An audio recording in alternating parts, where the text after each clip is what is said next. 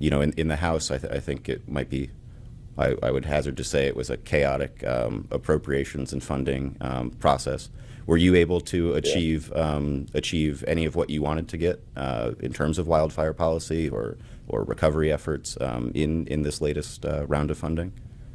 Well, keeping the lights on is basically what you accomplish in these spending bills, and we haven't advanced a lot of great new policy on that.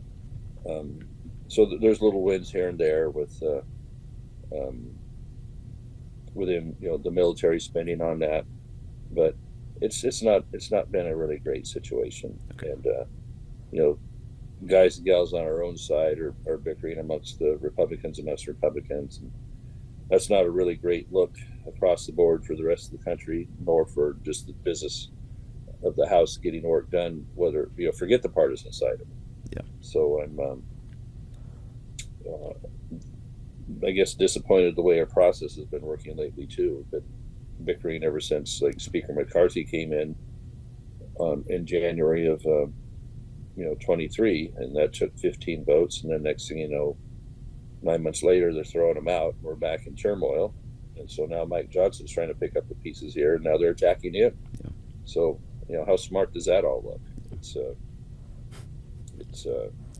rather discouraging because the House Republicans are really the last line of defense between a whole lot of spending and a whole lot of bad other Democrat policies that they would have been advancing it rampantly had they had the majority along with the Senate and the White House.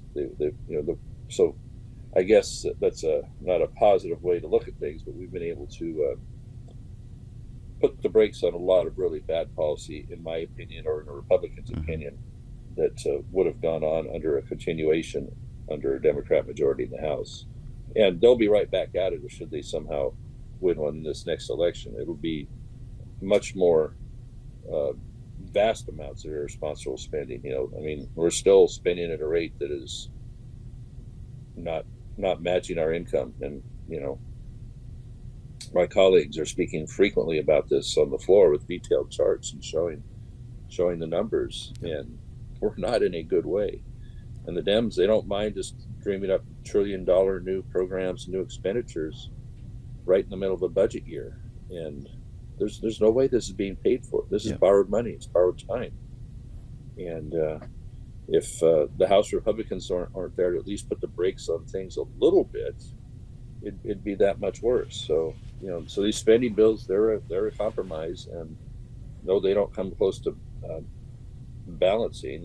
We're always trying to advance within our conference or some of our subgroups a balanced budget over a period of time, and that it moves in the right direction without having too darn much pain, as it would be termed, on any particular group or priority.